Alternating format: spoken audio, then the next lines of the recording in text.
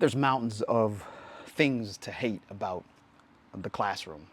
Like being a classroom teacher gives you a plethora of things that you can loathe in terms of being in that particular learning space. I'm asking you to stick around in this video because I'm going to give you a way that you can revive your purpose and passion for the classroom. There's been a lot of talk about all this burnout stuff. Teachers are burned out, teachers are tired, and yes, they are, because there are many things for them to be tired about. There are many things for them to hate. Am I right about this? I mean, just think about this list that I compiled, and I'm sure you can add to the list, put your additional things to hate in the comments, but also put ways that you think that you could revive your passion and purpose in spite of that thing that you might hate. I know hate is a big word, but man, there's some things that you could really dislike about being a classroom teacher. Sometimes student behavior is a supreme dislike. A lot of times it's the support from administration that you do or don't get as a result of that student behavior. A lot of that is something to hate. Students' skill level oftentimes or sometimes can be very poor. And my gosh, I'm there to teach this student, but man, did they ever go and write an essay before? Did they ever read a book at some point in their lives? The politics of it all, both classroom and local and statewide and federal. Man, is there a lot to hate about that. Picking your own class. Some schools, you can pick a class or you could say a class that you want and you still don't get that class. So that could become a very frustrating thing or something to hate. Another thing is the generational gap between you and your learners. Man, the older I get, that gap seems to get pretty wide.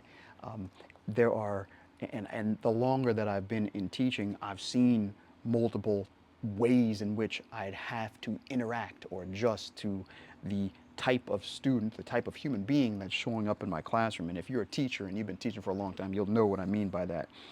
Parental involvement or non-involvement could be something that could be very much irritating, man. It could be something to hate for sure.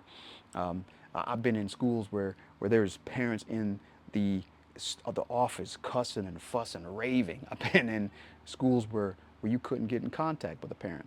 So it could be something that can cause a little bit of hate for you in that classroom. And this could be draining. Teachers, you could be sick of other teachers, you know what I mean? Like being around other teachers and their different styles. It could be a source of hate for you.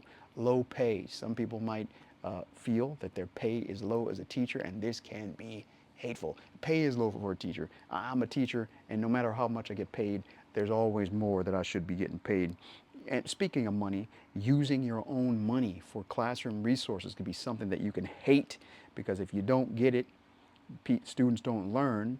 But everywhere you ask or everywhere you turn, nobody has exactly what is necessary. Now, I'm not here to focus on all the things that you can hate and all the things that you can be drained by being a teacher. I've been teaching for a very long time, and I've got good reason to be tired and burned out, right? I came into the profession in 2009. Remember 2009? The Great Recession. Man, I got a RIF notice for about 8 years straight, 7 years straight, something like that. And I know people who got RIFs more longer than that. They were constantly being riffed, and then, well, guess what? When they hung on, they came back to the same spot that they were at prior to that, but they got riffed the year before. I know people who were supposed to be in permanent status still getting riffs way back when.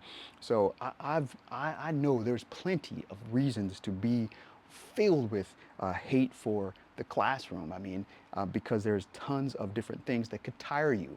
But I'm not talking to you. I'm not talking to the teacher that's tired and ready to quit. I'm talking to the teacher that might be tired and burned out, but they're looking for ways to stay because they feel called and committed to the classroom. There's a lot of teachers out there who are leaving the classroom, turning back around and saying, let me help you guys. Well, I want to stay in the classroom and be a committed classroom teacher alongside of you to make sure that you are actually doing what's necessary for you to actually restore, revive, revitalize your sense of purpose, and your sense of passion in that classroom, because it can be done. Stick around with me. I'm going to give you a visualization practice at the very end that you could put into place, and I think it could at least do something to help you to get back to that sense of purpose and that sense of passion because of a commitment that you make. So I am talking to you, committed teacher, called teacher, not the teacher who is ready to bail, right? I'm not the teacher who's already made up in their mind, I'm out of here. Look, I've quit things in my life.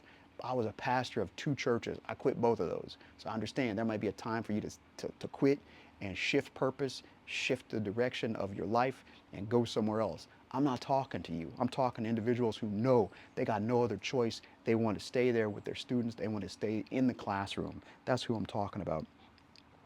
People are leaving the classroom all the time, but there's so many reasons for you to actually stay and cultivate that classroom. The craft itself of teaching is worth your attention. The student's growth is worth you staying in that classroom and staying committed, staying there with your calling. But I understand, like I said, the reasons why you might want to quit. But those of you who are committed, here's the practice. Here's the visualization that I've been telling you that I want to give you. The practice, the visualization is called Garden of the Mind. Go to growthucater.com and you'll see, you could get your free resource for this particular guidebook. It's right there on that home page, free resource. And if you have a moment, sign up to my newsletter, where I do a Soulful Sunday newsletter once a month, because every Sunday I want to soak your soul in some cultivation practice or idea that could help you to restore your passion, restore your purpose for the classroom. Now, the Garden of the Mind visualization technique, I have that in a PDF version on my website, and that is a short, simple, repeatable practice. It's only 5 minutes, and it is a visualization practice. This visualization practice is designed to revive, revitalize, restore your purpose and passion for the classroom. And it goes in 5 steps. It's 5 minutes. Each step is 1 minute. First minute, you got to stop, take a breath, go into your visualization, go into your mind, and imagine there's a garden. The kitty loves to meow when it's time for me to get into the nitty-gritty. Hi, kitty. You're in your mind. You're in the garden in the mind, and you are observing what's going on around in that garden. Walk the garden. Notice what's there in the garden. Notice the smells.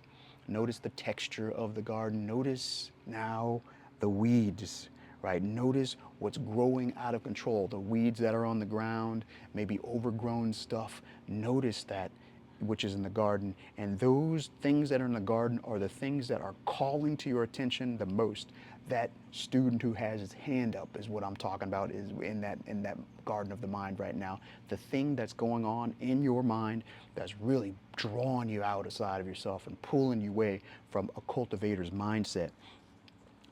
Minute number 3, go ahead and stoop down, put your gloves on, imagine getting your gloves on and pulling out that weed. That weed might be that feeling that you might want to quit. That weed might be your attention going to the politics of the work rather than to cultivating learners who are growing themselves beyond their current limitations. Pull up that weed, and if it comes back, pull it up again and continue to walk around that garden for that 3rd minute and just go around and pull up weeds in your mind, weeds that are calling out for your attention and drawing you away from cultivating your classroom and cultivating yourself. 4th minute, I want you to do what is necessary. This is what's necessary. You need to stoop down. You need to plant that seed that you want. Maybe it's a mantra. Maybe it's growth. Maybe it's I am self-reliant. Maybe it's keep your head. Maybe it's you can do this. Maybe it's I'm a fantastic teacher. Maybe it's any one of those things. And you start planting those mantras into your garden, and make sure that when you're done planting those mantras in that 5th minute, you water. And now we're coming to the end. You water the seeds and you say to yourself, this will be. You say to yourself, this is set to happen. Why? Because I'm going to commit myself to the classroom, and I'm going to commit myself to the calling of cultivating conditions for growth and flourishing in the spaces where I've been given. That's in the physical garden, or that's in the garden of your classroom. I encourage you, go to growthucator.com, pick up this particular practice. Once you pick it up, work through it, repeatedly, and give me some reviews on that. I want to know how it's going because I want to be able to refine that and make that a little bit better for you. My name is Carter, and I am the owner of growthucator.com. I'm a classroom teacher for 18 years, and my task is to cultivate conditions for flourishing. And my task on this is to cultivate conditions for flourishing for you through guidebooks that revive, revitalize, and restore your passion and your purpose for the classroom. That's what we need from you right now in this moment. We don't need your mind going to those thoughts and being ruled by those thoughts that are demanding your attention. We need your mind on the attention of what matters most to you in your purpose and in your passions for the classroom. We need your mind on classroom, on making sure the students in your classroom know, understand, and have skills that are cultivated for their flourishing. And when you do that, that's when you flourish the most, and that's why you're called to the classroom. That's all I have for you on this one. Tend to your own damn garden. I'll see you on the next one.